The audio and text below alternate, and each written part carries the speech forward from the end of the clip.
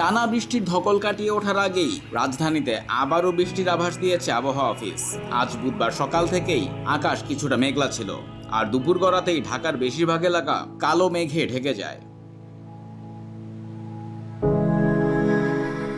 আবহাওয়াবিদ মোহাম্মদ ওমর ফারুক আজ দুপুরে the daily স্টারকে জানান, উত্তর পশ্চিম বঙ্গোপসাগরে একটি লঘুচাপ সৃষ্টি হয়েছে। এর প্রভাবে উপকূলীয় এলাকায় দমকা বা ঝড়ো হাওয়া বয়ে যেতে পারে, আর এ কারণে চট্টগ্রাম, কক্সবাজার, মোংলা ও পায়রা সমুদ্র বন্দরকে ৩ নম্বর স্থানীয় সতর্ক সংকেত দেখাতে বলা হয়েছে। আজকে উত্তর বঙ্গোপসাগরে একটা লঘুচাপ সৃষ্টি হয়েছে।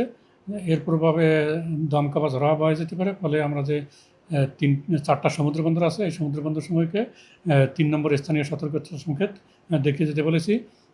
এবং এই লঘুচাপটা পরবর্তীতে সুস্পষ্ট লঘুচাপে পরিণত হতে পারে এবং এটা আরও আস্তে আস্তে পশ্চিম দিকে অগ্রসর হয়, এটা ভারতের দিকে প্রবেশ করার সম্ভাবনা রয়েছে। আজকে এবং আগামীকালকে বৃষ্টিপাত মোটামুটি একই রকমই থাকবে, তবে 17-18 তারিখে বৃষ্টিপাতটা বেড়ে গিয়ে হয়তো কোথাও কোথাও ভারী বর্ষণের একটা সম্ভাবনা থাকে। যেহেতু একটা ডিপ্রেশনও ইতিপূর্বে পাস করে সেটা ভারতের প্রবেশ করেছিল এবং এরপর আমরা দেখেছি যে ভারতে গতিবেড়ি বর্ষণও কোথাও কোথাও 200 বা 300 মিলিমিটার বৃষ্টিপাত রেকর্ড করা হয়েছে।